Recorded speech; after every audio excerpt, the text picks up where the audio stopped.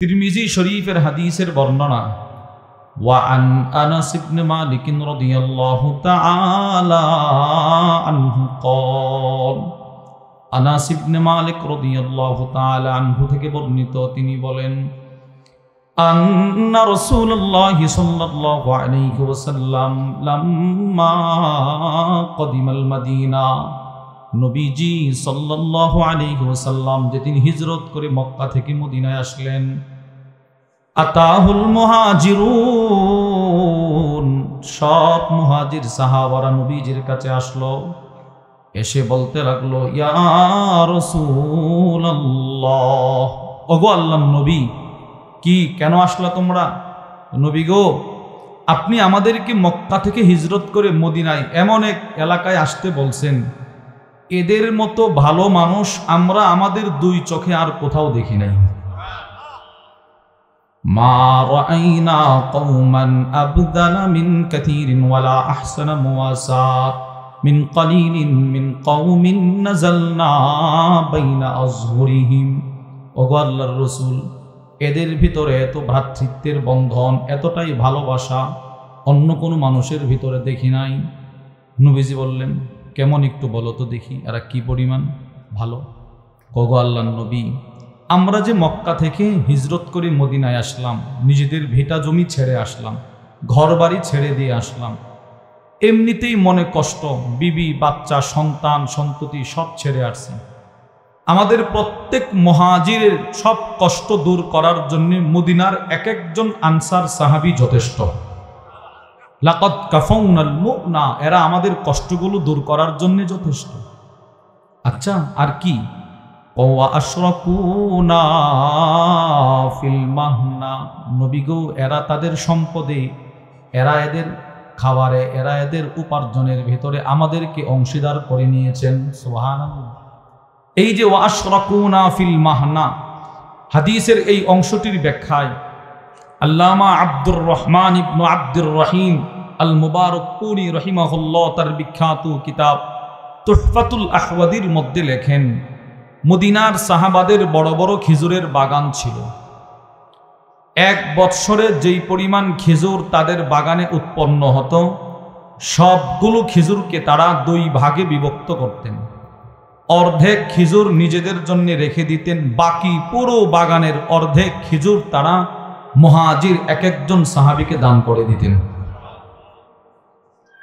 এবার আপনারা বলেন আল্লাহ যে বললেন ওয়ায়ুসিরুনা আলা আনফুসিহিম তারা অন্যদেরকে নিজের উপরে প্রাধান্য দেয় কি পরিমাণ সিফতটা তাদের ভেতরে ছিল এই হাদিস থেকে আমরা আয়াতের তরজমাটার একটা অংশ বুঝলাম দ্বিতীয় হাদিস বুখারী শরীফের বর্ণনা وعن أنس بن مالك رضي الله تعالى عنه قال আনাস ইবনে মালিক রাদিয়াল্লাহু তাআলা আনহু থেকে বর্ণিত তিনি বলেন লাম্মা কদিমা আব্দুর রহমান ইবনে আউফ নবীজির সাহাবী আব্দুর রহমান ইবনে আউফ যেদিন মক্কা থেকে মদিনায় আসলেন فآخى النبي صلى الله عليه وسلم بينه وبين سعد بن ربيع নবীজির একজন আনসার সাহাবী সাদ ইবনে রবি নবীজি বললেন সাদ আজকে থেকে মুহাজির আব্দুর রহমান তোমার ভাই আমি নবীজি বানায়া দিলাম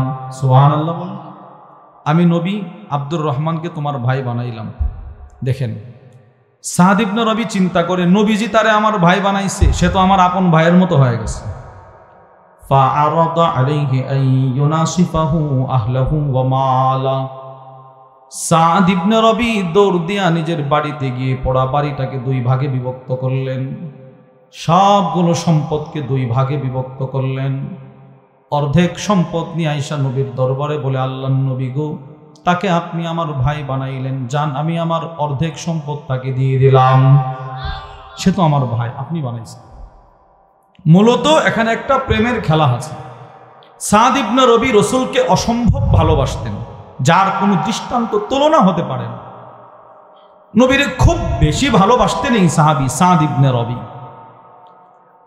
আল্লামা ইবনুল হাজার আসকালানি রহিমাহুল্লাহ তার বিখ্যাত কিতাব আল ইসাবাহ ফি তাময়িজিস সাহাবার মধ্যে নিয়ে আসছেন وعن زيد بن ثابت رضي الله تعالى عنه قال হযরত যায়েদ ইবনে সাবিত থেকে বর্ণিত তিনি বলেন بعثني النبي صلى الله عليه وسلم يوم أحد لطلب سعد بن ربيع উহুদের ময়দানের যুদ্ধ শেষ কাফেররা চলে গেল সাহাবাদের লাশ তালাশ করা হচ্ছে নবীজি আমি যায়েদকে ডাক দিয়া বলল যায়েদ শোনো কোথায় যাও নবী গো উহুদের ময়দানে যাচ্ছি লাশ তালাশ করতে আল্লাহর রাসূল বললেন যায়েদ তুমি তো উহুদের ময়দানে যাইবা কিন্তু আমার একজন পেয়ারা সাহাবী আছে নাম সাআদ আচ্ছা কি করব নবী আল্লাহর রাসূল বলেন ইন রাআইতাহু ফাআকরিহু মিন্নি আসসালাম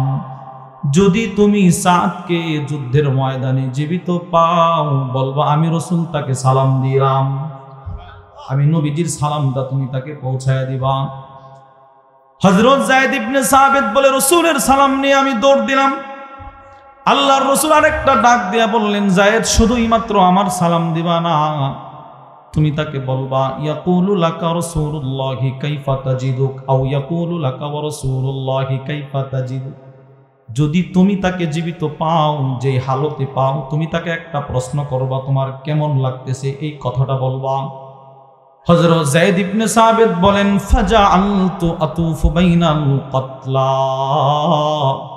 আমি উহুদ ময়দানে সব সাহাবাদের লাশের মিছিলে তাকে তালাশ করি কোথাও খুঁজে পায় না সকলকে পাই সাদকে খুঁজে পায় না একবার উহুদের ময়দানের এদিকে দৌড় দেই নাই এদিকে নাই কোথাও তাকে খুঁজে পায় না ফাআসাবতুহু ওয়া হুয়া ফি আখির রামাকিন তালাশ করতে করতে উহুদের ময়দানের এক কর্নারে তাকায় দেখি শেষ নিঃশ্বাসটা ত্যাগ করে ফেলবে ঠিক সেই মুহূর্তটা সামনে নিয়ে পড়ে আছে পৃথিবীর মানুষ তাকায় দেখি ওয়া বিহি 70 দরবা তাকায় দেখলাম ওই সাহাবীর শরীরের ভিতরে একটা দুইটা তীর তরবারির আঘাত নয় 70টা তীর তরবারির আঘাত নিয়ে তিনি ময়দানে ছোটাছুটি করতেছেন রক্তে রঞ্জিত হয়ে গেল জমিনটা লাল হয়ে গেল আমি গিয়ে বললাম আপনি কি সাদ বলে হ্যাঁ আমি সাদ যদি আপনি সাদ হয়ে থাকেন ইন্না রাসূলুল্লাহি সাল্লাল্লাহু আলাইহি ওয়াসাল্লাম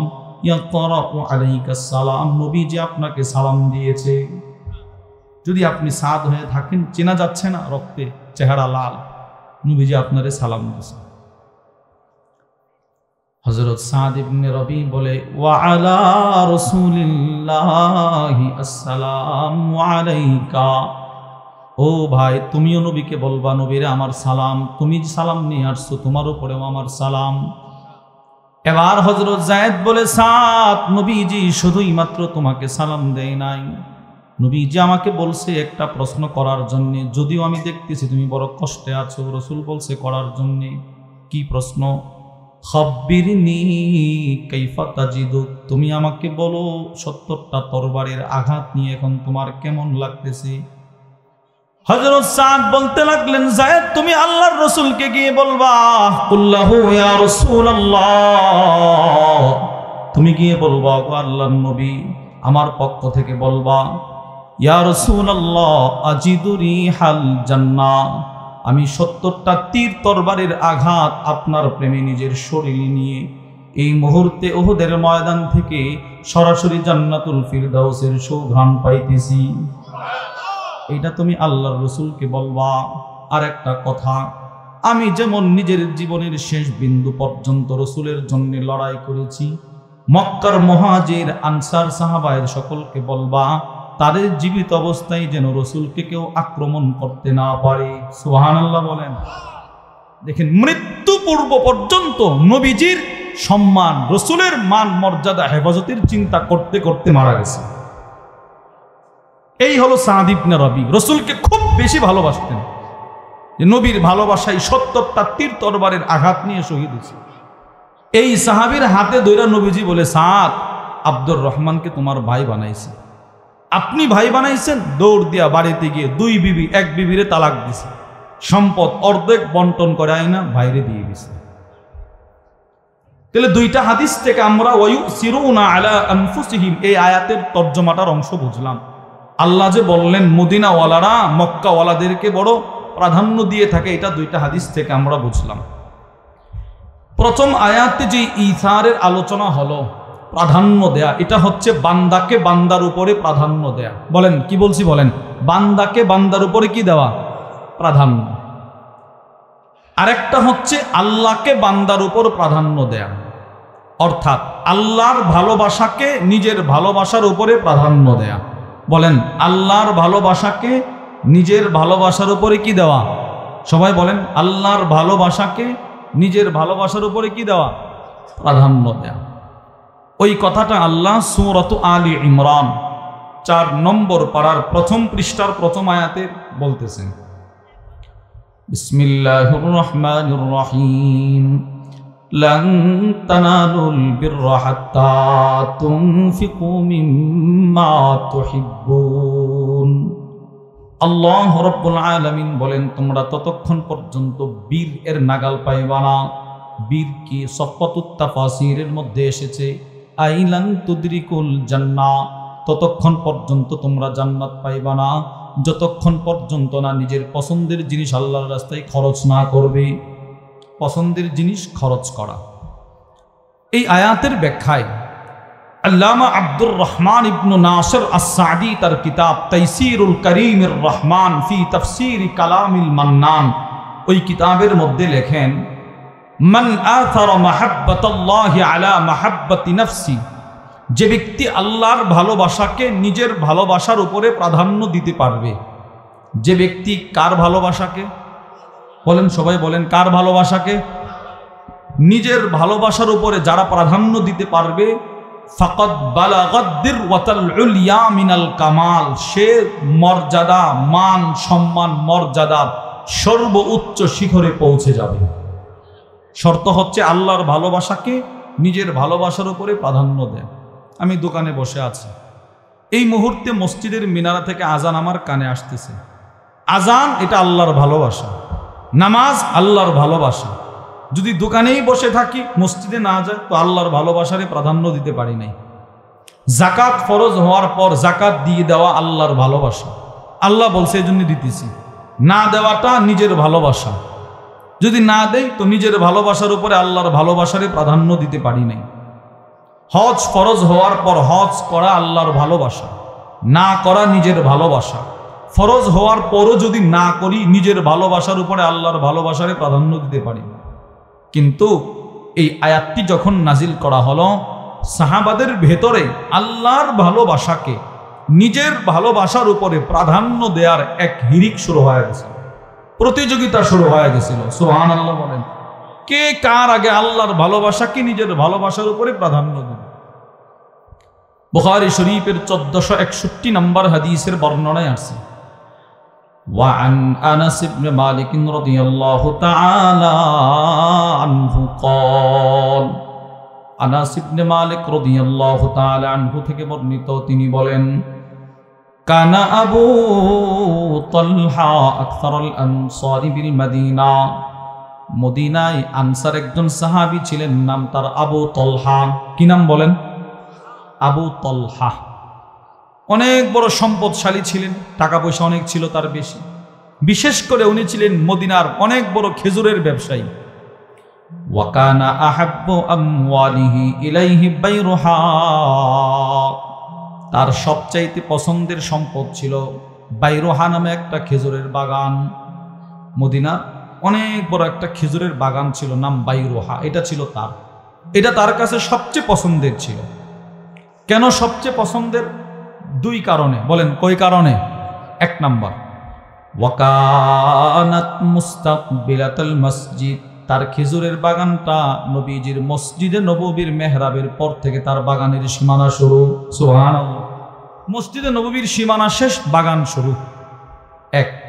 2 নাম্বার, ওয়াকানা রাসূলুল্লাহি সাল্লাল্লাহু আলাইহি ওয়াসাল্লাম ইয়াদখুলুহা ওয়া ইয়াশরাবু মিন মাইন ফিহা তাইয়্যিবিন, নবীজি সাল্লাল্লাহু আলাইহি ওয়াসাল্লাম কখনো কখনো নামাজ শেষ করে দৌড় দিয়া এই সাহাবীর বাগানে প্রবেশ করতেন। তার বাগানে ঢুইকা মিষ্টি একটা পানির কূপ ছিল, ওইটা থেকে রসুল পানি পান করতেন। সুবহানাল্লাহ, যেহেতু রসুল তার বাগানে ঢোকে প্রতিনিয়ত, এজন্য সে বলে বাগানটা আমার সবচেয়ে প্রিয়। কে ঢুকতো? নবীজি বলেন কে ঢুকতো? রাসূল ঢুকতেন, নবীজি। এজন্য সাহাবী বলে বাগানটা আমার সবচেয়ে প্রিয়। আনাস ইবনে মালিক বলেন ফালাম্মা উনজিলাত হাদিহিল আয়া, যেদিন এই আয়াতটি নাজিল করা হলো, লান তানালুল বিররা হাত্তা তুনফিকু মিম্মা তুহিব্বুন, এই আয়াতটি যখন নাজিল করা হলো, তোমরা ততক্ষণ পর্যন্ত জান্নাত পাইবা না যতক্ষণ পর্যন্ত না নিজের পছন্দের জিনিসটা খরচ না করবা। আয়াতটা যখন নাজিল করা হলো, কামা আবু তালহা ইলা রাসূলিল্লাহি সাল্লাল্লাহু আলাইহি ওয়াসাল্লাম, আবু তালহা দৌড়ে নবীজির দরবারে গেলেন, গিয়ে বলতে লাগলেন, ওগো আল্লাহর নবী, আল্লাহ নাকি বলছে পছন্দের জিনিস খরচ না করলে জান্নাত পাবো না, এটা কি আল্লাহ বলছে? নবীজি বলে হ্যাঁ বলছে। ওগো নবীজি, আপনি ভালো করেই জানেন, ইন্না আহাব্বা আমওয়ালি ইলাইয়া বাইরুহা, বাইরুহা বাগানটা আমার সবচেয়ে পছন্দের, আপনি জানেন তো? হ্যাঁ জানি। ওগো আল্লাহর রাসূল, আমার বাগানটার দরকার নাই, আমার জান্নাতের দরকার। ওয়া ইন্নাহা সাদাকাতুন লিল্লাহ, এই মুহূর্তে বাগানটা আমি আল্লাহর রাস্তায় সাদাকা করে দিলাম, এটা আমার দরকার নাই, আমার জান্নাত দরকার। আল্লাহর রাসূল বললেন, ইন্নী সামি'তু মা কুলতা, তুমি যা বলছো আমি শুনছি, ঠিক আছে ঠিক আছে, কিন্তু সাহাবী ওয়া ইন্নী আরা আন তাজআলাহা ফিল আকরাবিন, আমি নবীজি মনে করি এই বাগানটা সাধারণভাবে সাদাকা না করে তুমি তোমার আত্মীয় স্বজন, পাড়া প্রতিবেশী যারা অসহায় দরিদ্র, তাদেরকে বন্টন করে দিয়ে দাও। আপনি বলছেন? বলে হ্যাঁ, যান, আমি আমার আত্মীয় স্বজনকে বন্টন করে দিয়ে দিলাম। পুরো বাগান দিয়ে দিছে। এবার আপনারা হাদিসটা বুঝে থাকলে বলেন তো, এই সাহাবীর কাছে সবচাইতে পছন্দের বস্তু ছিল বাইরুহা বাগান। কি বাগান? এটা তিনি সবচেয়ে বেশি ভালোবাসতেন। এবার যখন আয়াত নাজিল হলো, পছন্দের জিনিস আল্লাহর রাস্তায় খরচ না করা পর্যন্ত জান্নাত পাওয়া যাবে না, তখন এই সাহাবী আল্লাহর ভালোবাসাকে নিজের ভালোবাসার উপরে প্রাধান্য দিছে কিনা বলেন? নিজের ভালোবাসা কি ছিল? বাগান। আর আল্লাহর ভালোবাসা হচ্ছে এটা খরচ করো, সাহাবী সাথে সাথে এটা খরচ করে দিছে। এই কথাটাই আমি বলছি, সাহাবারা আল্লাহর ভালোবাসাকে নিজের ভালোবাসার উপরে প্রাধান্য দিছে। তাহলে দুইটা আয়াত থেকে আমরা বুঝলাম আল্লাহ রব্বুল আলামিন আমাদেরকে মানুষকে মানুষের উপরে প্রাধান্য দেওয়ার প্রতি উদ্বুদ্ধ করছে কিনা বলেন, এবং আল্লাহর ভালোবাসাকে নিজের ভালোবাসার উপরে প্রাধান্য দেওয়ার জন্যেও উদ্বুদ্ধ করলেন। দুইটা আয়াত থেকে আমরা বুঝলাম। এবার আসেন রাসূলুল্লাহ সাল্লাল্লাহু আলাইহি ওয়াসাল্লাম এই বিষয়টা সম্পর্কে নবীজি কি বলে, তার অন্যকে নিজের উপরে প্রাধান্য দেওয়ার ব্যাপারে নবীজির কি বক্তব্য। এক নাম্বার, বুখারী শরীফের হাদিসের বর্ণনা, ওয়া আন আবি মুসা আল আশআরী রাদিয়াল্লাহু তাআলা আনহু ক্বাল, নবীজির বিখ্যাত সাহাবী আবু মুসা আশআরী, অনেক বড় দামি সাহাবী। ইনি এত বড়ই দামি সাহাবী ছিলেন যার তিলাওয়াত শোনার জন্য স্বয়ং আল্লাহর রাসূল অপেক্ষা করতেন। ইমাম শামসুদ্দিন যাহাবী রাহিমাহুল্লাহ তার বিখ্যাত কিতাব সিয়ারু আ'লামিন নুবালার মধ্যে লেখেন, হযরত বুরাইদা বলে, কুনতু আখরুজু মিনাল মসজিদ, আমি মসজিদে নববী থেকে বের হচ্ছিলাম, ফাইদান নবী সাল্লাল্লাহু আলাইহি ওয়াসাল্লাম ইনদা বাবিল মসজিদি কাইমুন, তাকায় দেখি নবীজি মসজিদে নববীর একটা দরজায় হেলান দিয়ে দাঁড়ায় আছেন। ওয়া রাজুলুন ইউসাল্লি, একজন সাহাবী মসজিদে নববীর ভিতরে নামাজ পড়তেছে, নামাজ উঁচু কণ্ঠে তেলাওয়াত করে করে। আল্লাহর রাসূল দাঁড়ায় দাঁড়ায় সাহাবীর তেলাওয়াত শুনেন। হযরত বুরাইদা বলে, আমি নবীজির কাছে গেলি, আল্লাহর নবী বললেন, বুরাইদা, এই যে লোকটা নামাজ পড়তেছে, হুয়া আব্দুম মুমিনুম মুনীব, এ হচ্ছে একজন আল্লাহর পেয়ারা বান্দা। সুবহানাল্লাহ বলে। নবীজি এভাবে দাঁড়ায় আছে, আর মসজিদে নববীর ভিতরে একজন সাহাবী একা একা নামাজ পড়তেছে, কণ্ঠ উঁচু করে করে। নবীজি তার তেলাওয়াত শুনে আর বলে, বুরাইদা, এ আল্লাহর পেয়ারা মানুষ। হযরত বুরাইদা দৌড় দিতে লাগলো, নবীজি তার হাত ধরলেন, ধরে বলল, বুরাইদা, আমি নবীজির মনটাই বলে আল্লাহ পাক যেন তার কণ্ঠে পয়গম্বর দাউদের কণ্ঠ দিয়ে দিয়েছে। দাউদ আলাইহিস সালামের কণ্ঠটা কেমন ছিল? সূরাতুস সাবা, ওয়ালাকাদ আতাইনা দাউদা মিন্না ফাদলা, এই আয়াতের ব্যাখ্যায় তাফসীর কুরতুবীর মধ্যে এসেছে, ইনি যখন একটা আয়াত তেলাওয়াত করতেন জাবুরের, এক আয়াতের এক টানে 70 প্রকারের কণ্ঠ আল্লাহ তাকে দিয়ে দিতেন। এবার নবীজি যার তেলাওয়াত শুনে বলতেছেন কি সুন্দর তেলাওয়াত, তার কণ্ঠটা আসলে কেমন ছিল বলেন? অনেক সুন্দর ছিল। পরের দিন মুসলিম শরীফের হাদিসের বর্ণনা, নবীজি পরের দিন এনারা ডাকাইছে, ডাকায় বলে, বড়াইদা তুমি যদি দেখতে, আনা আসনামিউ কিরাআতাকা ফিল বারিহা, আমি গত রাত্রে দাঁড়ায় দাঁড়ায় তোমার তেলাওয়াত শুনছি। সুবহানাল্লাহ বলেন। নবীজি বলে আমি গত রাত্রে তোমার তেলাওয়াত নিজে দাঁড়ায় শুনছি। এই হলো আবু মুসা আশআরী, উনি একটা হাদিস বর্ণনা করেন। হাদিসটা শোনার আগে বাংলাটা শুনেন বোঝার জন্য। এই সাহাবী যেই গোত্রের ছিল সেই গোত্রের নাম আশআর। নবীজি সাল্লাল্লাহু আলাইহি ওয়াসাল্লাম আশআর গোত্রের একটা সিফত, একটা গুণ, একটা বৈশিষ্ট্য বর্ণনা করতেছেন। وعن أبي موسى الأشعري رضي الله تعالى عنه قال أبو موسى الأشعري থেকে বর্ণিত, তিনি বলেন قال النبي صلى الله عليه وسلم, আল্লাহর রাসূল একদিন আশআর গোত্রের উদ্দেশ্য করে বলেন, ইন্নাল আশআরিয়্যিন ইযা আরমালু ফিল গাজ, আল্লাহর নবী বলেন আশআর গোত্রের মানুষগুলো অনেক ভালো, অনেক ভালো। বলে কেমন ভালো? আল্লাহর রাসূল বলেন তারা যখন যুদ্ধের ময়দানে তাদের খাবার শেষ হয়ে যায়, খাবার যখন শূন্য হয়ে যায়, জামাউ মা কানা ইনদাহুম ফি সাওবিন ওয়াহিদ, মনে করেন আশআর গোত্রের সাহাবী 50 জন, এবার খেয়াল করে শুনেন, মনে করেন 50 জন এক গোত্রের সাহাবী যুদ্ধে আছে, 50 জনের 45 জনের খাবার একদম শেষ, একবারে শেষ, আর 5 জনের কিছু কিছু খাবার আছে। নবীজি বুঝাইতে চাচ্ছেন তারা এতটাই ভালো মানুষ, ওই বাকি 5 জন এই খাবারগুলো নিজেরা খায় না, একটা চাদর বিছায়া ওই চাদরের মধ্যে 5 জনের খাবারটা আবার সবগুলো ঢেলে দেয়।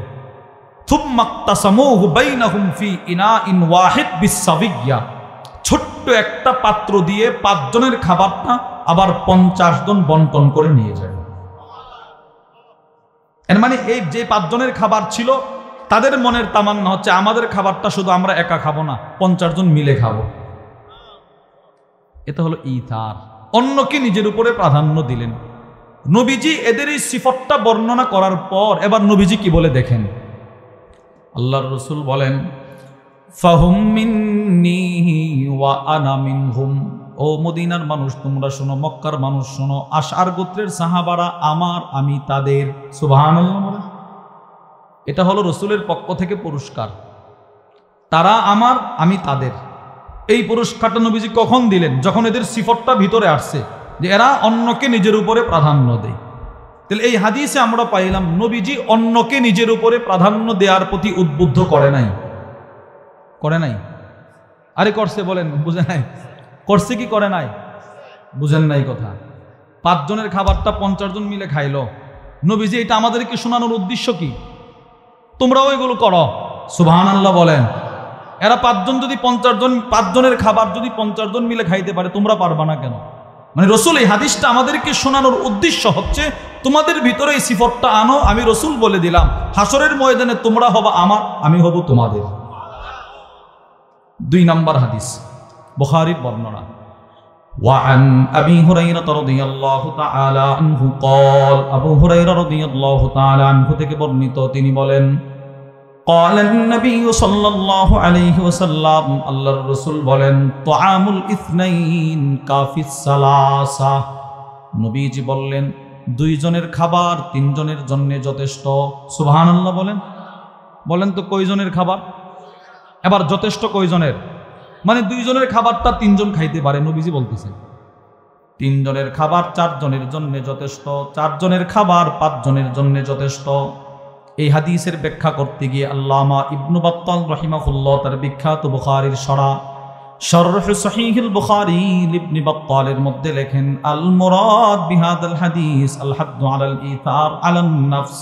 এই হাদিসটা বর্ণনা করে আল্লাহর নবীর উদ্দেশ্য হচ্ছে কিয়ামত পর্যন্ত যত উম্মত তোমরা আমার দুনিয়াতে আসবা, তোমরা অন্যকে নিজের উপরে প্রাধান্য দিবা। সুবহানাল্লাহ। নবীজি এটা আমাদেরকে বুঝাইলেন। 2টা হাদিস। তৃতীয় হাদিস বুখারী শরীফের 602 নম্বর হাদিসের বর্ণনা। وعن عبد الرحمن بن أبي بكر الصديق رضي الله تعالى عنهما قال সিদ্দিক আকবর রাদিয়াল্লাহু তাআলা আনহুর ছেলে আব্দুর রহমান রাদিয়াল্লাহু তাআলা আনহু থেকে বর্ণিত, তিনি বলেন আন্না আসহাবাস সুফফা, নবীজির একটা মাদ্রাসা ছিল, মাদ্রাসাতুস সুফফা। এখনো নবীজি যেখানে ছাত্রদের এই মাদ্রাসায় পড়াইছেন, মাদ্রাসার জায়গাটা এখনো পুরো মসজিদে নববীর ফ্লোর থেকে 1 হাত উঁচু করে আছে, একটু উঁচু।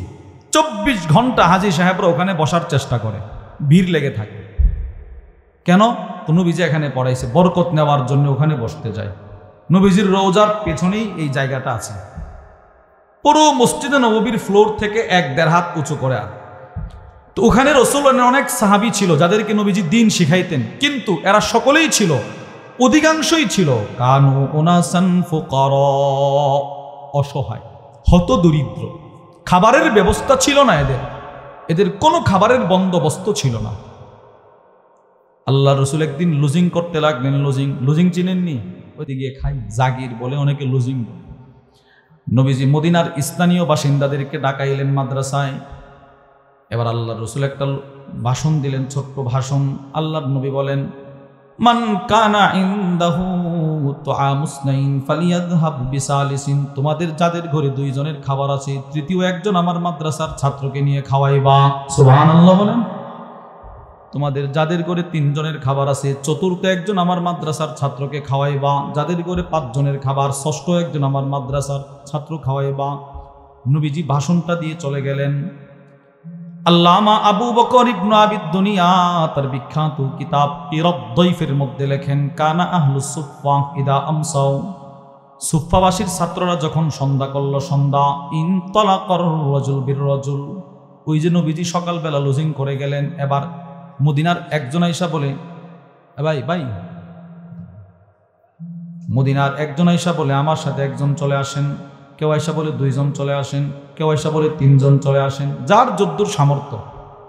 কেউ 1 জনরে খাওয়াইতে পারবো, বাস 1 জন চলে আসেন। কেউ 2 জনরে খাওয়াইতে পারবো, 2 জন চলে আসেন। কেউ 3 জন চলে আসেন। ও আর রাজুল বিল খামসা, কেউ আয়েশা 5 জন সাহাবী মেহমানদারের জন্য নিয়ে যায়। কিন্তু আম্মা সাআদ ইবনে উবাদা ফাইন্নাহু কানা ইয়ানতালিকু বিসামানিনা কুল্লা লাইলা, নবীজির সাহাবী হযরত সাআদ ইবনে উবাদা, তিনি প্রতি রাত্রে আয়েশা 80 জন সাহাবীকে নিয়ে যাইতেন খাওয়ানোর জন্য। কয়জন সাহাবী বলেন? এবার আপনি একটু ঠান্ডা মাথায় একটু ফিকির করেন, চিন্তা করেন, একটা মানুষ কি পরিমাণ অন্যকে নিজের উপরে প্রাধান্য দিলে প্রতি রাত্রে 80 জনকে খাওয়াইতে পারে? একটু চিন্তা করেন তো। 80 জন সাহাবী প্রতি রাত্রে, প্রত্যেক রাত্রিতে। শুধুই মাত্র 80 জন সাহাবীকে মেহমানদারি করে শেষ না, 80 জনকে খাওয়ায়া তিনি পরের দিন সকালে তার ঘরের ছাদে উঠতেন। ছাদে ইমাম শামসুদ্দিন যাহাবী রাহিমাহুল্লাহ সিয়ার আ'লামিন নুবালার মধ্যে লেখেন, এই সাদ ইবনে উবাদা নিজের ঘরের ছাদে উঠতেন, উঠে একটা ভাষণ দিতেন, মান আহাব্বা শাহমান ওয়া লাহমা ফালিয়াতি সাদ ইবনে উবাদা, ও আমার প্রতিবেশী, তোমরা যারা অসহায়, যারা তোমরা সপ্তাহের পর সপ্তাহ চলে গেল গোশত খাইতে পারো না, যারা তোমরা মাসের পর মাস চলে গেল ভালো খাবার খাইতে পারো না, তোমাদের জন্য আমি সাদের ঘরের দরজা 24 ঘন্টা খোলা আছে। আসো আয়েশা, খায়া যাও, কোনো বাধা নাই, যে সময় আসবা খাবার পাইবা। এই সাহাবী পৃথিবীর ইতিহাসে এমন একজন সাহাবী, যিনি নবীজি মক্কা থেকে হিজরত করে মদিনায় যাওয়ার পর রসুলের লুজিং ছিল এই সাহাবীর ঘরে। সুবহানাল্লাহ বলেন। নবীর লুজিং রেখে দিয়েছে এই সাহাবী। ওনার ঘরে একটা প্লেট ছিল, খাবারের প্লেট। সবসময় তিনি এই প্লেটটা সাথে নিয়ে নিয়ে ঘুরতেন। এই প্লেটটা নিয়ে তিনি বলতেন, আমার এই প্লেটটা রসুলের সব বিবিদের ঘরে ঘোরাফেরা করছে। নবীজি যখন যেই বিবির ঘরে আমার খাবারের প্লেটটা, তখন সেই বিবির ঘরে চলে গেছে। সব সময় নবীর খাবারের ব্যবস্থা করতেন। এই হাদিস থেকেও আমরা বুঝলাম রসুল আমাদেরকে এই তার অন্যকে নিজের উপরে প্রাধান্য দেওয়ার প্রতি উদ্বুদ্ধ করছে কিনা বলেন? করছে। 4 নম্বর হাদিস, মুসলিম শরীফের 2630 নম্বর হাদিসের বর্ণনা। وعن عائشة رضي الله تعالى عنها قالت أما زن عائشة الصديقة رضي الله تعالى عنها থেকে বর্ণিত তিনি বলেন জাআতনি মিসকিনা আমি একদিন আমার ঘরের কাজ করতেছি ঘরের কাজ করার সময় তাকায়া দেখি একজন অসহায় মহিলা আমার ঘরের দরজায় এসে দাঁড়াইল অসহায় গরিব হতদরিদ্র ওয়া তাহমিলু ইবনাতাইনি লাহা মহিলাটার দুই কোলে দুইটা কন্যা সন্তান এই কোলে একটা কন্যা এই কোলে একটা কন্যা মহিলাটা এসে আমাকে বলতে লাগলো আম্মা জান অনেক দিন হয়ে গেল আমার পেটে কোনো খাবার নাই আমার পেটে খাবার নাই মানে আমার বুকে দুধ নাই আমার বুকে দুধ নাই মানে আমার সন্তানগুলোরও খাবার নাই পৃথিবীর মানুষের কাছে খাবার থাকার পরেও তারা না করতে পারে আমার বিশ্বাস আপনি না করবেন না আপনার কাছে যদি কোনো খাবারের ব্যবস্থা থাকে অল্প একটু খাবার দিয়ে আপনি আমাকে সহযোগিতা করুন আম্মা জান আয়েশা আস-সিদ্দিকা রাদিয়াল্লাহু তাআলা আনহা বলেন আমার ঘরেও ওই সময় কোনো খাবার ছিল না 3টা খেজুর ছাড়া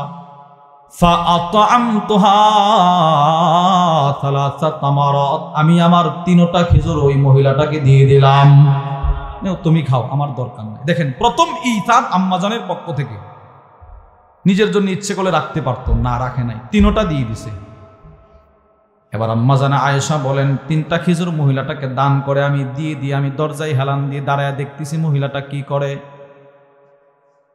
ফাআতাত কুল্লা ওয়াহিদাতিন মিনহুমা তামরাতান মহিলাটা মা 2টা খেজুর বন্টন করে 2টা কোলের মেয়েকে দিয়ে দিল নিও তোমরা খাও এরা খাইতে শুরু করলো 2টা মেয়ে কোলে বসে বসে 2টা খেজুর খেয়ে ফেললো আম্মা জান আয়েশা বলে আমি তাকায় দেখি ওয়া রাফাত ইলা ফিহা তামরাতান লিতাকুলাহা মা মায়ের বন্টনের খেজুরটা খাওয়ার জন্য মুখের দিকে উঠাইলো মা আমার খেজুরটা এইভাবে এখানে উঠাইলো খাওয়ার জন্য ফাস্তাতামাতহা ইবনাতাহা 2 কুল থেকে 2টা মেয়ে একসাথে মার কাছে হাত বাড়ায় বলে মা আমাদের খেজুর শেষ তোমারটাও আমাদেরকে দিয়ে দাও দাও এটা আমরা খাবো দিয়ে দাও আম্মা জান আয়েশা বলে আমি তাকায় তাকায় দেখতেছি এবার মা কি করে পৃথিবীর মানুষ শোনো আমি তাকায় দেখলাম যে খেজুরটা মা খাওয়ার জন্য মুখের দিকে উঠাইলো মুখ থেকে খেজুরটা নামায় ফেললো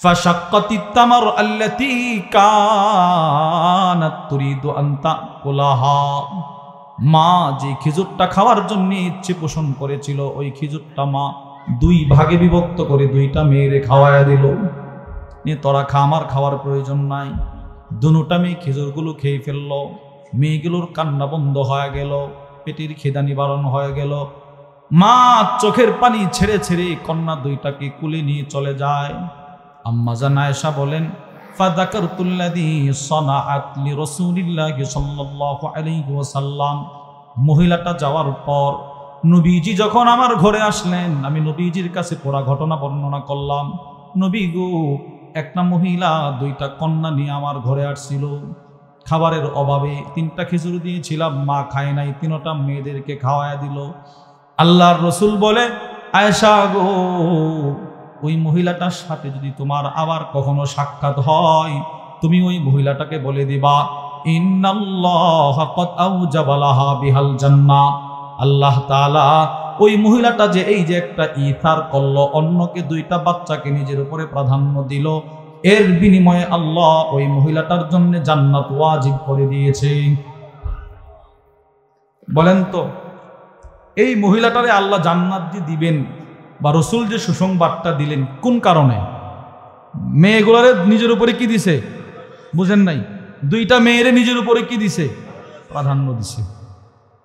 প্রাধান্য দিছে তাহলে আমরা এই 4টা হাদিস থেকে বুঝলাম রাসূলুল্লাহ সাল্লাল্লাহু আলাইহি ওয়াসাল্লাম আমাদেরকে এই সিফত অন্যকে নিজের উপরে প্রাধান্য দেয়া বলেন কি বলছি সবাই বলেন হ্যাঁ অন্যকে নিজের উপরে কি দেওয়া আবার বলেন অন্যকে নিজের উপরে প্রাধান্য দেয়া এটার প্রতি নবীজি আমাদেরকে উদ্বুদ্ধ করছে কিনা বলেন এবার এই সিফতটা আমি অর্জন করব কেন প্রশ্ন হুজুর এই ইথারের সিফতটা আমি অর্জন করব কেন এই জন্যই অর্জন করব কেননা এই সিফতটা স্বয়ং আমার নবীজির ছিল রাসূলের এই সিফত ছিল বুখারীর বর্ণনা وعن سهل بن سعد الساعدي رضي الله تعالى عنه قال হযরত সাহল ইবনে সাদ থেকে বর্ণিত তিনি বলেন জাআত ইমরাআতুম বিবুরদাহ ইলা রাসূলিল্লাহি সাল্লাল্লাহু আলাইহি ওয়াসাল্লাম এক মহিলা নবীজির দরবারে একটা নতুন চাদর নিয়ে আসলো এসে বলতে লাগলো ফাকালাত ইয়া রাসূলুল্লাহ ওগো আল্লাহর নবী ইন্নী নাসাজতু হাদিহি বিয়াদি এই চাদরটা আমি আমার নিজের হাতে আপনার জন্য বানিয়েছি সুবহানাল্লাহ কেন বানাইলা আপনি এটা একটু পরিধান করবেন আমার দিলটা খুশি হবে ফা আখাযাহান নবী সাল্লাল্লাহু আলাইহি ওয়াসাল্লাম মুহতাজান ইলাইহা নবীজির চাদরটা বড় প্রয়োজন এই মনোভাব দেখে চাদরটা গ্রহণ করলেন সুম্মা খারাজা ইলাইনা রাসূলুল্লাহ সাল্লাল্লাহু আলাইহি ওয়াসাল্লাম ওয়া ইন্নাহা ইজারু নবীজি চাদরটা পরিধান করে সাহাবাদের মজমায় আসলেন একজন অসহায় সাহাবী দাঁড়াইলেন দাঁড়ায় বলতে লাগলেন ওগো আল্লাহর নবী চাদরটা অনেক সুন্দর আমার কোনো চাদরের ব্যবস্থা নাই চাদরটা আমাকে দিয়ে দেন সাথে সাথে রাসূল বললেন চাদরটা আমি তোমাকে দিয়ে দিব সুম্মা রাজা নবীজি নিজের ঘরে চলে গেলেন ফাতাওয়াহা আল্লাহর রাসূল নিজের ঘরে গিয়ে চাদরটা ভাঁজ করলেন চাদরটা ভাঁজ করার পর নবীজি চাদরটা সুম্মা আরসালা বিহা ইলাই ওই সাহাবীর কাছে চাদরটা হাদিয়া পাঠায়া দিলেন যাও যে চাইছিল তারে দিয়ে আসো দেখেন নতুন চাদর একদম নতুন দিয়ে দিছে রাসূল মাত্র পরিধান করলেন চাইছে এক সাহাবী দিয়ে দিছে এবার সাহাবী চাদরটা নিয়ে তো খুশি ফাকালা লাহুল কওম মা আহসানতা সব সাহাবারা মিলে তারে ধরলো বেটা তুই কাজটা ঠিক করস নাই কেন ভাই কি করছিস কেবলমাত্র নবীর কাছে চাদরটা হাদিয়ে আসলো তুই চায়া বসলি বেটা 2-4 দিন পরেও তো চাইতে পারতি কেন তুই নবীর কাছ থেকে চাদরটা চাইলি কাজটা ভালো করস নাই এখনের কথাটা শুনেন সব সাহাবারা মিলে যিনি চাদর চাইছেন তারে কি বলে দেখেন ক্বালা ক্বাদ আলিমতা আন্নাহু লা ইয়ারুদ্দু সাইলা তুই ভালো করে জানোস নবীজি সাল্লাল্লাহু আলাইহি ওয়াসাল্লামের কাছে কেউ কিছু চাইলে নবীজি ফিরিয়ে দেয় না যেই যখন যা চাইতো নবীজি সাথে সাথে দিয়ে দিতেন তুই এটা জানোস না বলে হ্যাঁ জানি তো তুই চাইলি কেন তুইও জানোস আমরাও জানি নবীর কাছে যে যা চাই রাসূল দিয়ে দেয় কি পরিমাণ নবীজি দিতেন মুসলিম শরীফের 2311 নম্বর হাদিসের বর্ণনায় চমৎকার একটা ঘটনা আছে রাসূলজি কি পরিমাণ দিতেন وعن أنس بن مالك رضي الله تعالى عنه قال أنس بن مالك رضي الله تعالى عنه থেকে বর্ণিত তিনি বলেন أن رجلا سأل النبي صلى الله عليه وسلم غنما بين جبلين এক ব্যক্তি নবীর দরবারে আসলো এসে বলতে লাগলো ওগো আল্লাহর নবী দুইটা পাহাড়ের মাঝখানে যে পরিমাণ বকরির জায়গা হয় সেই পরিমাণ বকরি আমারে দান করেন সব সাহাবারা তাজ্জব হয়ে গেল কিরে আশ্চর্য এই বেচারা এতগুলো বকরি চায় নবী কি এতগুলো বকরি দিবে নাকি কিন্তু সাহাবারা তাকায় দেখে ফাআতাহু ইয়া নবীজি তাকে ওই পরিমাণ বকরি দান করে দিলেন কি পরিমাণ রাসূল তারে বকরি দান করছিলেন সেদিন আল্লামা মুহাম্মদ ইবনে সালেহ আল উসাইমিন রাহিমাহুল্লাহ তার বিখ্যাত মুসলিম শরীফের শরহ সহিহ মুসলিম ইবনে উসাইমিনের মধ্যে লেখেন এই পরিমাণ বকরি নবীজি ওই দিন তারে দিয়েছিল যে দুইটা পাহাড়ের চিপার যে জায়গাটা ছিল সবটা জায়গা বকরি দ্বারা পরিপূর্ণ হয়ে গেছিল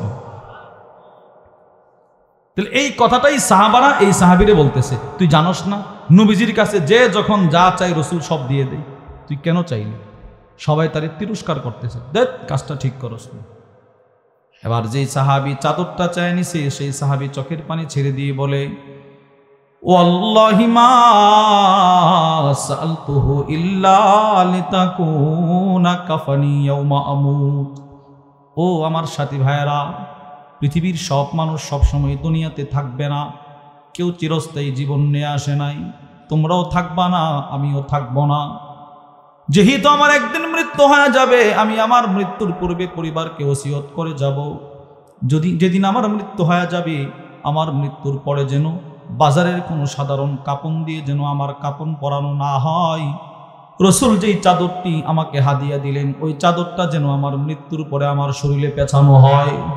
আমার মনটায় বলে এই চাদরটা যদি আমার শরীরে পেঁচানো হয়, হাসরের কঠিন ময়দানে আল্লাহ আমার হাসর সহজ করে দিবেন, কবর আমার শান্তিময় হবে, জান্নাত আমার জন্য সুগম হবে। হযরত সাহাল ইবনে সাদ বলেন, এই সাহাবীর যেদিন ইন্তেকাল হয়ে গেল, আমি তার লাশের সামনে গিয়ে দেখি ফাকানাত কাফানা, নবীজির দেওয়া হাদিয়ার চাদরটা ছিল তার জিন্দেগীর শেষ কাফন। সুবহানাল্লাহ। নবীজির এই চাদরটা নিয়ে সে কবরে গেছে। তাহলে আমরা এই হাদিস থেকে কি পাইলাম? রসুল অন্যকে নিজের উপরে প্রাধান্য দিছে কিনা বলেন? নতুন একটা চাদর, নতুন জিনিস কেউ এত সহজে দিতে চায় না। নতুন একটা চাদর চাইছে, নবীজি দিয়ে দিছে। আলহামদুলিল্লাহ। এটা অনেক উলামাদের ভিতরে এই সিফতটা আছে, অনেক আলেমের ভিতরে আছে। আমাদের হযরত ওয়ালা হাকিমুন নফস আল্লামা মুফতি মুশতাকুন নবী কাসিমি হাফিজাহুল্লাহ, এই আজকে এখন হলো ডিসেম্বর, গত জানুয়ারি মাসে আমার হুজুরের মাদ্রাসা আছে সিলেট, দারুল উলুম শাহপরান, মাদ্রাসায় ইসলামিয়া দারুল উলুম শাহপরান। প্রত্যেক ইংরেজি মাসের তৃতীয় শনিবার ওখানে ইসলাহি জোর হয়। তো আমরা ওখান থেকে চলে আসছি, হুজুর 2 দিন পরে এদিকে আসতেছেন। তো আমি অনেক কাকতি মিনতি করে হুজুরকে আমাদের বাড়িতে নিয়ে গেছি। তো বাড়িতে যাওয়ার রাত প্রায় 3:30টায় হুজুর আমাদের বাড়িতে গেলেন, ফজরের নামাজ মসজিদে পড়লেন, পরে বাড়িতে আসছে। আমার আব্বা সাক্ষাৎ করতে গেছে।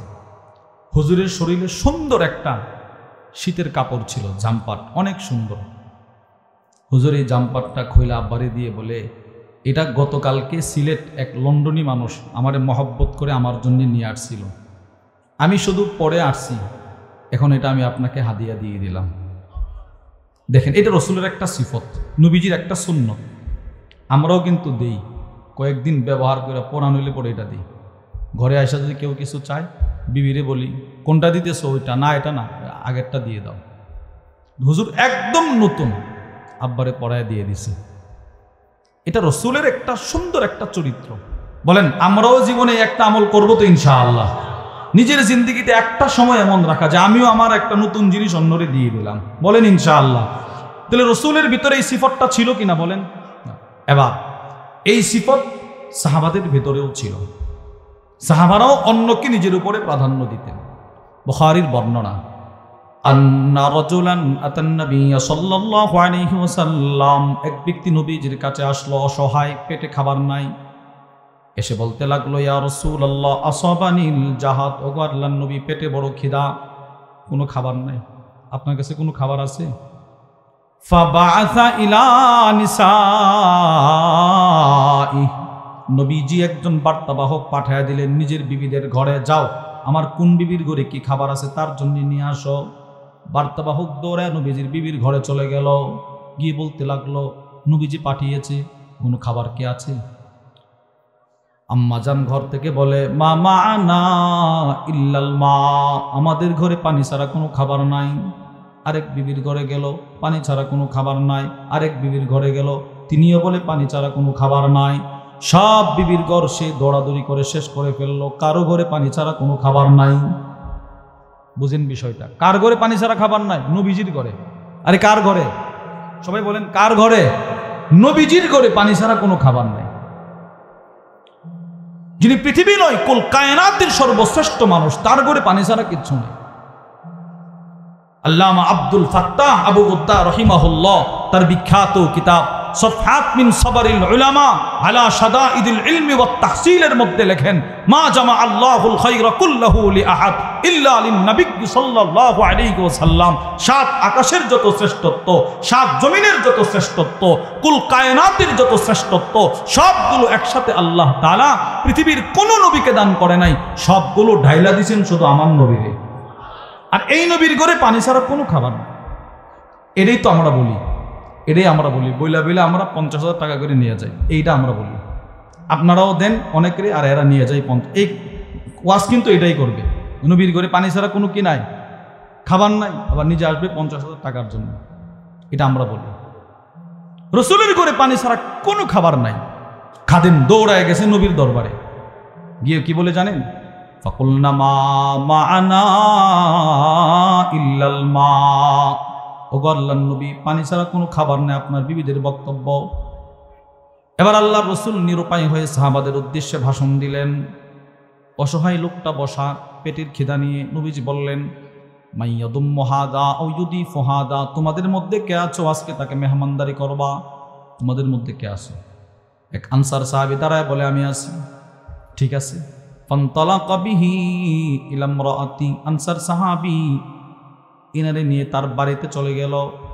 গিয়ে বিবিরে বলে, আকরিমি দাইফা রাসূলিল্লাহি সাল্লাল্লাহু আলাইহি ওয়াসাল্লাম, বিবি নবীজির একজন দামি মেহমান নিয়ে আসছি, তাকে মেহমানদারি করো, খাবার খাওয়াও। বিবি ঘর থেকে জবাব দেয়, মা ইন্দানা ইল্লা কুতুসবিয়ানি, স্বামী এমন একদিন মেহমান নিয়ে আসলেন যে আপনার ঘরেও বাচ্চাদের সামান্য খাবার ছাড়া কোনো খাবার নাই। মেহমান তো নিয়ে আসছেন, আনতেন আনতেন, খাবারের দিন আনতেন, আজকে তো কিচ্ছু নাই। কেন? বাচ্চার অল্প একটু খাবার আছে। এবার স্বামী স্ত্রীকে কি বলে দেখেন, কাহাইয়ি তাআমাকি, ওই বাচ্চার খাবারটাই তুমি প্রস্তুত করো। সুবহানাল্লাহ বলেন। তো বাচ্চা যদি কাঁদে, কনাব্বিমি সিবিয়ানাকি, বাচ্চাটাকে ঘুম পাড়ায়া দাও। সুবহানাল্লাহ। বাচ্চার খাবারটা প্রস্তুত করো, বাচ্চা কাঁদলে তারে ঘুম পাড়ায়া দাও, আগের থেকেই ঘুম পাড়ায়া দাও। যেমন স্বামী তেমন বিবি। হাইয়া তাআমাহা, বাচ্চার খাবারটা প্রস্তুত করলো। ওয়ানাব্বামাত সিবিয়ানাহা, বাচ্চাটাকে ঘুম পাড়ায়া দিল। বাচ্চার খাবার প্রস্তুত, বাচ্চারে ঘুম পাড়ায় দিছে। এবার স্বামী বলে, বিবি খাবারটা যখন তুমি আমাদেরকে দিবা, মেহমান আমারে নিয়ে খাইতে চাইবে, সে একা খাবে না। তুমি এক কাজ করবা, দুইটা প্লেটে খাবার দিবা, একটা প্লেটে খাবার দিবা আর একটা খালি রাখবা, দুইটা প্লেট আমাদের সামনে দিবা। স্বামী যদি মেহমান দেখে ফেলে, কোনা দেখবে না, তুমি ঘরের প্রদীপটা ঠিক করার মনোভাব দেখা দাঁড়াইবা, ফুদিয়া নিবাইয়া দিবা। ঘর যখন অন্ধকার হয়ে যাবে, আমারে দিবা খালি প্লেটটা, মেহমানকে দিবা খাবারের প্লেটটা। যেমন যেমন স্বামী বললেন তেমন তেমন করলেন।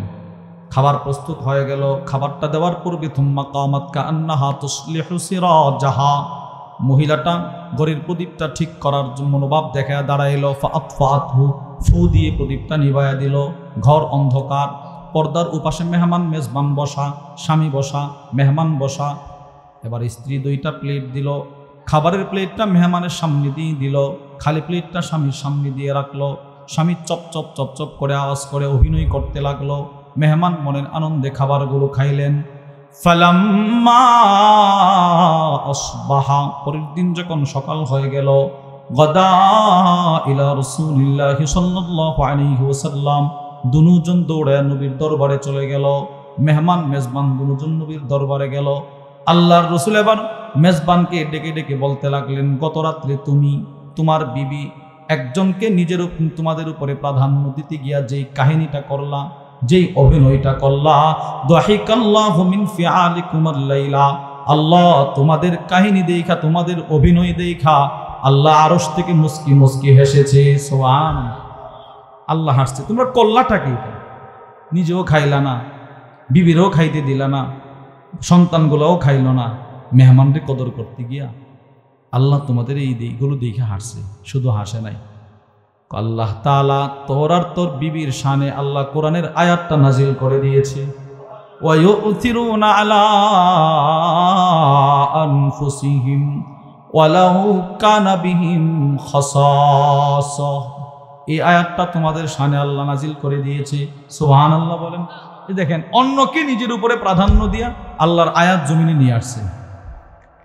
সেম এটা সাহাবাদের পরে এই সিফতটা চলে আসছে আমাদের সলফে সালেহিন বুজুরগানে দ্বীনের ভিতরে। সুবহানাল্লাহ বলেন।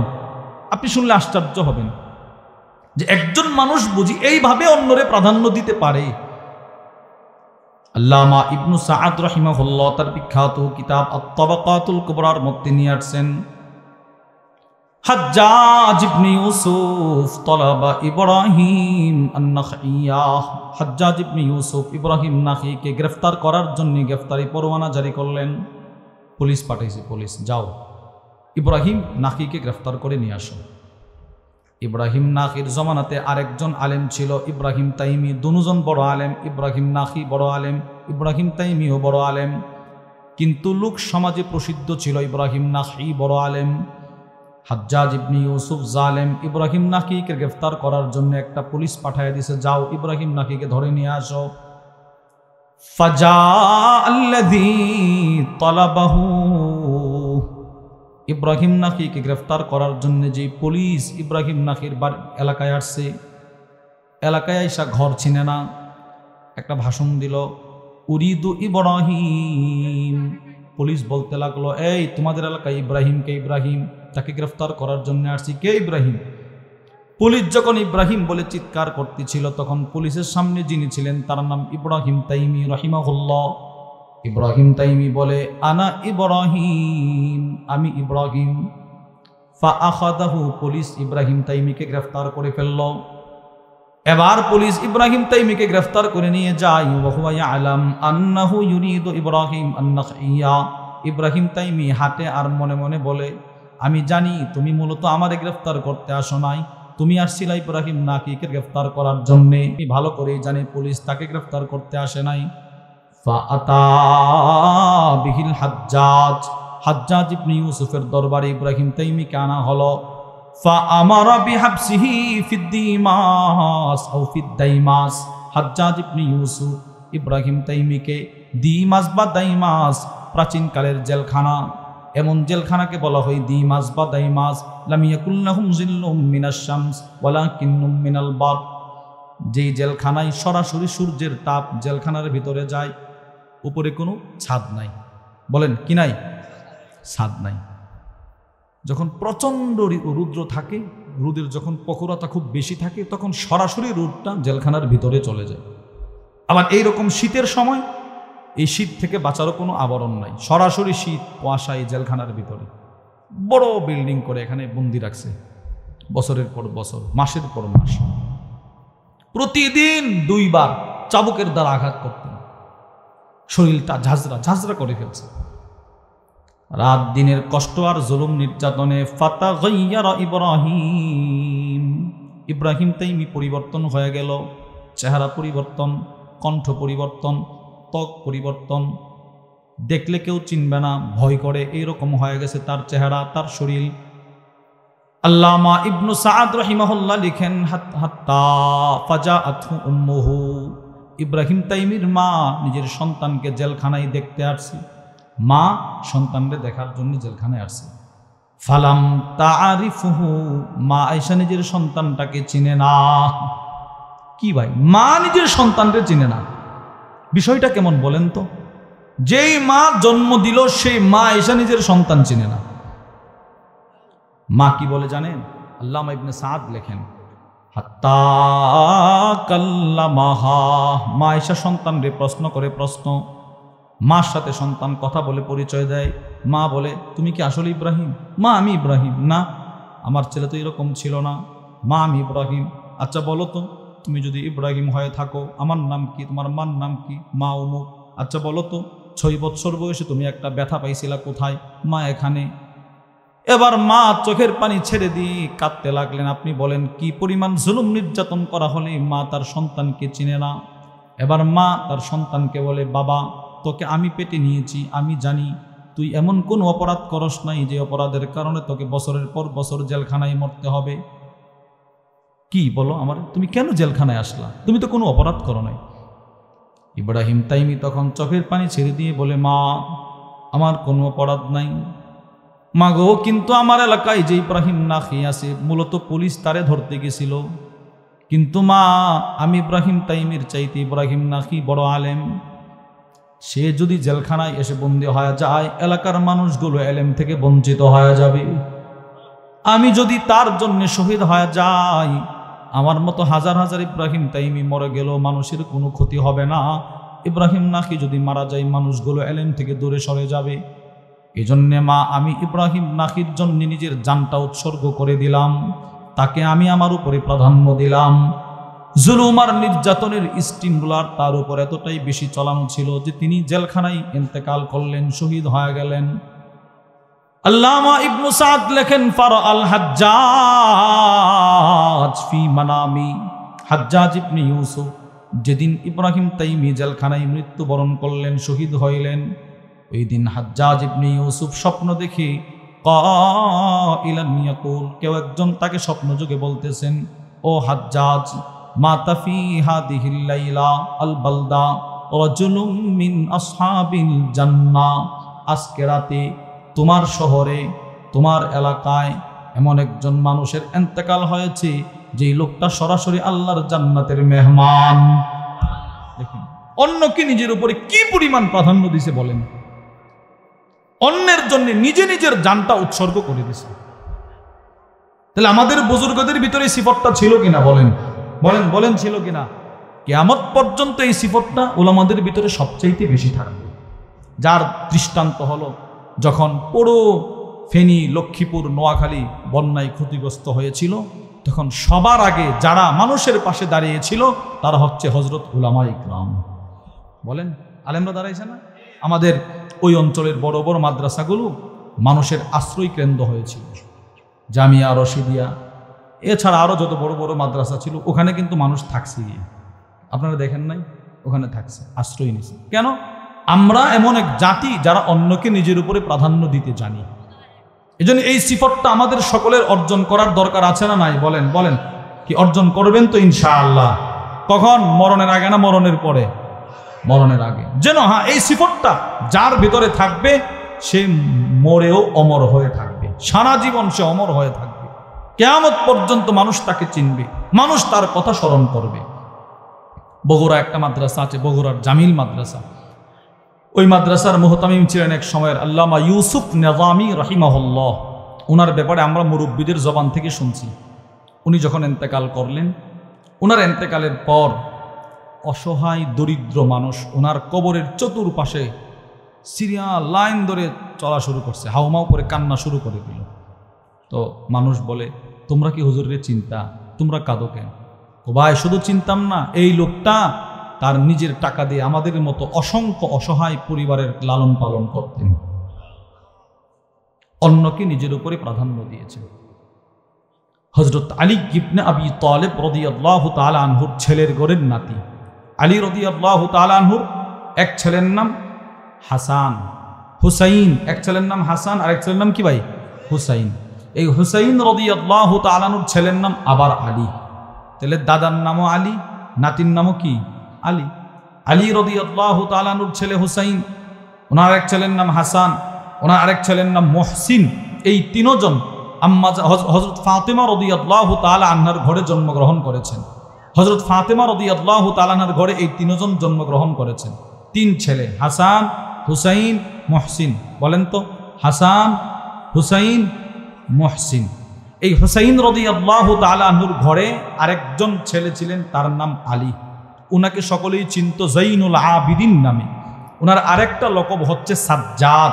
উনি খুব বেশি বেশি সেজদা দিতেন।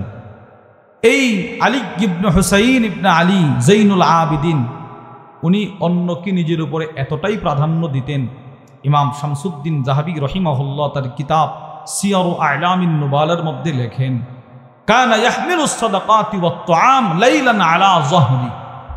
উনি যখন রাত হয়ে যেত, রাষ্ট্রীয় কোষাগার থেকে ময়দা, আটার বস্তা, আবার নিজের অর্থায়নে অসহায় গরিবদের জন্য কিছু খাবার ক্রয় করে রশি দিয়ে বেঁধে নিজে পিঠে করে করে টাইনা টাইনা অসহায় মানুষের ঘরের দরজার সামনে রেখে আসতেন। যারা অসহায় তারা দরজা খুলে দেখতো, আরে খাবার রে, কে আনলো রে? আলী রাদিয়াল্লাহু তাআলা আনহুর নাতি আলী ইবনে হুসাইন জৈনুল আবিদিন মানুষকে এতটাই নিজের উপরে প্রাধান্য দিতেন। যেদিন তিনি মৃত্যুবরণ করলেন, ইমাম শামসুদ্দিন যাহাবী রহিমাহুল্লাহ লিখেন, ওয়াজাদু আলা যহরিহি আথারাম মিনাস সাওয়াদ। ওনার লাশ যখন ধৌত করতে গেল, যারা ওনার লাশ ধৌত করতে গেছে চতুর্দিকে মশারি টানায়া, তারা তাকিয়ে দেখে ওনার পিঠে কালো কালো দাগ দেখা যায়, কালো কালো দাগ। দূর থেকে দেখলে মনে হয় কেউ যেন তাকে চাবুকের দ্বারা আঘাত করছে।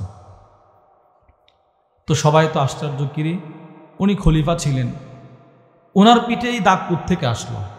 তো খাদেম ওনার মাথার সামনে দাঁড়ায় দাঁড়ায় কাঁদে, মাথার পাশে দাঁড়িয়ে দাঁড়িয়ে কাঁদে আর বলে, এই দাগগুলো হচ্ছে রাতের অন্ধকারে যখন তোমরা ঘুমিয়ে থাকতে অসহায় মানুষের ঘরের সামনে যে খাবারগুলো দেখতা, ওইগুলো ইনি রশি দিয়ে টেনে টেনে মানুষের দরজার সামনে দিয়ে আসতো।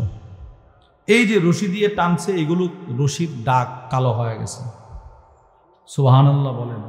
দেখেন কি পরিমাণ অন্যকে নিজের উপরে প্রাধান্য দিয়েছে। আল্লামা আবুল ফরাজ আব্দুর রহমান ইবনুল জাওজি রহিমাহুল্লাহ তার কিতাব সিফাতুস সফওয়ার মধ্যে লেখেন, জুবাইদ ইবনুল হারিস অনেক বড় একজন বুজুর্গ ছিলেন, অনেক বড় বুজুর্গ। এই বুজুর্গ উনি ইদা কানাতিল লাইলাতু মাতিরা, রাত্রে যখন বৃষ্টি হতো, বৃষ্টি, তিনি নিজের থেকেই একটা লাইট প্রদীপ আর একটা ছাতা নিয়ে বের হইতেন। ফাতাফা আলা আজাইজিল হাই, এলাকার যত অসহায় মানুষ প্রত্যেকের ঘরের সামনে গিয়ে বলতেন, আওয়াকাফা আলাইকুম বাইতুন, আপনাদের ঘরে কি বৃষ্টি পড়তেছি? বৃষ্টি পড়লে আমারে বলেন, আমি রাতের অন্ধকারে বৃষ্টিতে ভিজে আসছি আপনাদের ঘর ঠিক করে দেওয়ার জন্যে।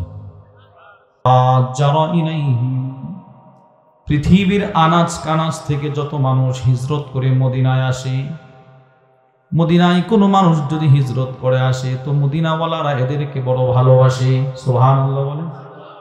যারাই যেখান থেকে হিজরত করে মদিনায় আসে, মদিনার মানুষ এদেরকে খুব ভালোবাসে। এটা এক নাম্বার।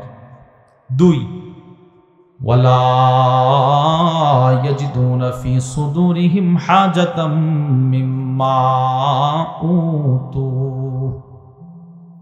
যারা মক্কা থেকে হিজরত করে মদিনায় আসলো এদেরকে যদি আল্লাহর রাসূল গনিমতের মাল অনেক বেশিও দিয়ে দেয়, মদিনাওয়ালাদেরকে যদি নাও দেয়, এর কারণে মদিনাওয়ালাদের অন্তরে কোনো কষ্ট থাকে না। নবীজি এদেরকে দিল, আমাদেরকে কেন দিল না, এই কল্পনাও মদিনার মানুষের ভিতরে আসে না। সুবহানাল্লাহ বলেন। এই কল্পনাটার ধারে কাছেও তারা যায় না। তিন নাম্বার, আল্লাহ বলে ওয়ায়ুতিরুনা আলা আনফুসিহিম ওয়ালাউ কানা বিহিম খাসাসা, মদিনার মানুষগুলো এতটাই ভালো, এরা নিজেরা কষ্ট করে, কিন্তু যারা হিজরত করে আসলো এদেরকে তারা কষ্ট করতে দেয় না, অন্যদেরকে তারা নিজেদের উপরে বড় প্রাধান্য দেয়। সুবহানাল্লাহ বলেন। এটা হলো আমার আলোচ্য বিষয়ের সাথে মিল।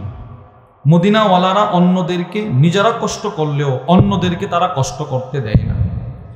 আয়াতের এই অংশটির তর্জমা বোঝার জন্য আমরা দুইটা হাদিস শুনব।